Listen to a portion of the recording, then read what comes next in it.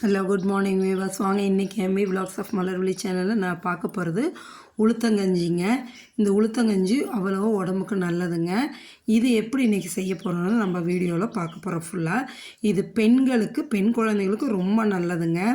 இதுக்கு தேவையான பொருள் என்னன்னு சொல்லி நம்ம பார்ப்போம் வாங்க. அரை டம்ளர், இந்த சின்ன டம்ளரில் அரை டம்ளர் உளுந்து எடுத்து கழுவி 1 மணி நேரம் ஊற வச்சுட்டு நான் கிரைண்டரில் அரைச்சிட்டேங்க. மிக்சியில் போடலை, கிரைண்டரில் அரைச்சி மாவை நல்லா ப்ளஃபியாக எடுத்து வச்சுருக்கேன் பாருங்கள். அதோட ஒரு 1/4 கப்பு சர்க்கரைங்க. நீங்கள் வந்து நாட்டு சர்க்கரை, வெல்லம் எது வேணாலும் சேர்த்துக்கலாங்க. இதில் வந்து ஒரு 15 முந்திரி பருப்பு உடச்சி வச்சுருக்கேங்க. ஒரு 4 ஸ்பூனுக்கு தேங்காய் துருவல் எடுத்து வச்சுருக்கேன். ஏலக்காய் பவுட்ரு எடுத்து வச்சுருக்கேன். இதுதான் தேவையான பொருளுங்க. ஒரு பாத்திரத்தில் நம்ம காஃபி குடிக்கிற டம்ளருக்கு ஒரு 4 டம்ளர் தண்ணி ஊற்றி கொதிக்க வைக்கிறேங்க. இந்த பக்கம் அது கொதிக்கிற நேரத்துக்குள்ளே இந்த உளுத்த மாவுக்கு ரெடி பண்ணிக்கோங்க. இந்த மாவு நல்லா ப்ளஃபியாக அரைச்சி வச்சுருக்கோம் இல்லைங்க, அதை ஊற்றி கிளறணும். அதோட வந்து ஒரு டேபிள் ஸ்பூனுக்கு ஒரு 3 ஸ்பூன் வருங்க அரிசி மாவு. ஒரு 3 ஸ்பூன் அரிசி மாவு இதில் போட்டு 1 டம்ளர் தண்ணி ஊற்றி நல்லா கரைச்சிடுங்க. கரைச்சி அப்படி போரிங் கன்சிஸ்டன்சியில் இருக்கணும், எடுத்து ஊற்றுற மாரி அந்த அளவுக்கு கரைச்சிட்டு பாருங்கள். இப்போ தண்ணி கொதிக்குது இல்லையா, அப்படியே எடுத்து அதில் ஊற்றிடுங்க.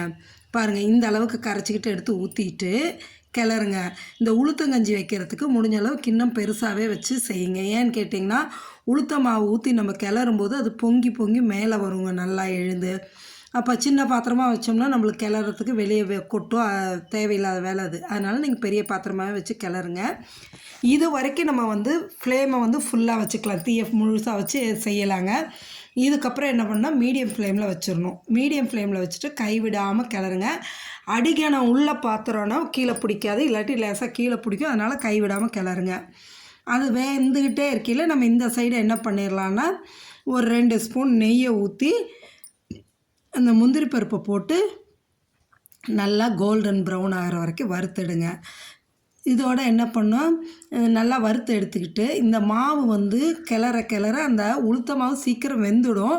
அந்த பச்சை வாசம் சுத்தமாக போகிற அளவுக்கு நம்ம கிளறிட்டு அதுக்கு வந்து நம்ம 1/4 கப்பு சர்க்கரை வச்சுருக்கோம் இல்லைங்க, அதை கொட்டி கிளறணும். இப்போ பாருங்கள், நல்லா கிளறிட்டு எடுத்து பார்த்திங்கன்னா மாவும் நல்லா திக்காக இருக்குது, கெட்டியாக இருக்குது. அதே சமயம் வந்துட்டு அந்த பச்சை வாசமும் இல்லாமல் மாவு வந்துருச்சுங்க. இப்போ நம்ம வந்து அந்த எடுத்து வச்சுருக்க 1/4 கப்பு சர்க்கரையை கொட்டி கிளறிடுங்க. நல்லா கிளறிட்டு அதுக்கப்புறமா நம்ம அந்த நெய்யில் வறுத்து வச்சுருக்கோம்ல முந்திரி பருப்பு, அதையும் எடுத்து போட்டு கிளறுங்க. மீடியம் ஃப்ளேமில் வச்சுட்டே இதை செய்யுங்க, அப்போ தான் அடி பிடிக்காது. சரிங்களா? அப்படியே கிளறிட்டே இருந்திங்கன்னா நல்லாயிருக்கும், சூப்பராக இருக்கும். முக்கியமாக பெண்களுக்கும், பெண் குழந்தைகளுக்கும் இது கர்ப்பப்பைக்கு அவ்வளோ நல்லதுங்க. இடுப்பு வலின்னு சொல்கிறவங்க இதை வந்து வாரத்தில் 2 தடவை குடித்தா கூட நல்லாயிருக்குங்க. இடுப்பு வலிக்கு ரொம்ப நல்லதுங்க.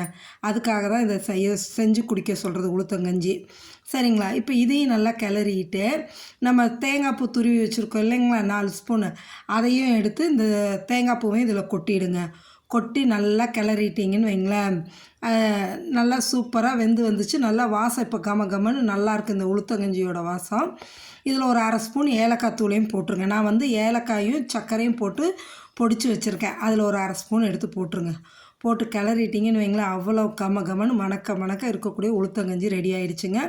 இந்தமாரி நீங்கள் உளுத்தங்கஞ்சி வச்சு கொடுத்தீங்கன்னா குழந்தைங்க யாரும் வேண்டான்னு சொல்ல மாட்டாங்க, குடிப்பாங்க. வாரத்தில் 1 நாளாவது இந்தமாரி நம்ம குழந்தைங்களுக்கு சத்துள்ளதாக செஞ்சு கொடுங்க.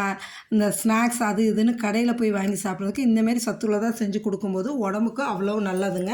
இந்த பேக் பெயின் எல்லாம் குறையும், கர்ப்பப்பைக்கு ரொம்ப நல்லதுங்க. அதனால் குழந்தைங்க, பெண் குழந்தைங்களுக்கு முடிஞ்ச அளவு வேண்டாங்காமல் செஞ்சு கொடுங்க. நல்லா வெந்ததுக்கப்புறம் ஆறி மூடி வச்சுட்டோன்னா பாருங்கள், இப்போ இந்த அளவு குடிக்கிற சூடு வந்ததும் எடுத்து அழகாக ஆளுக்கு ஒரு பவுலில் போட்டு கொடுக்கலாம், இல்லை டம்ளரில் ஊற்றி கொடுத்தோன்னா சாப்பிட்டுடுவாங்கங்க. அவ்வளோ நல்லாயிருக்கு. இப்போ ஆறிடுச்சு, நம்ம குடிக்கிற சூடு வந்துருச்சுங்க. இந்த அளவு கஞ்சிக்கு இவ்வளோ பெரிய பாத்திரம் வச்சிங்கன்னா தான் வெளியே கொள்ளாமல் இருக்கும். சூப்பரான உளுத்தங்கஞ்சி ரெடி ஆகிடுச்சுங்க. நீங்களும் செஞ்சு பாருங்கள். செஞ்சு சாப்பிட்டு பார்த்துட்டு எப்படி இருக்குன்னு எனக்கு கமெண்ட் செக்ஷனில் சொல்லுங்கள். உங்களோட ஃப்ரெண்ட்ஸ்க்கும் ரிலேட்டிவ்ஸ்க்கும் ஷேர் பண்ணுங்கள். நம்ம சேனலை சப்ஸ்கிரைப் பண்ணுங்கள், அப்போ தான் புது வீடியோ உங்களுக்கு நோட்டிஃபிகேஷன் வரும். நம்ம சேனலை லைக் பண்ணுங்கள், ஷேர் பண்ணுங்கள், சப்ஸ்கிரைப் பண்ணுங்கள். அதோட உங்கள் ஃப்ரெண்ட்ஸ்க்குள்ளும் ரிலேட்டிவ்ஸ்க்கும் சொல்லுங்கள். Okay, thank you viewers. இது ஒரு மெத்தடுங்க. இன்னொரு மெத்தட் வந்து உளுத்தம் பருப்பை வறுத்து செய்கிறது, அதையும் நான் உங்களுக்கு அடுத்த வீடியோவில் சொல்கிறேன். சரிங்களா? Okay, thank you viewers.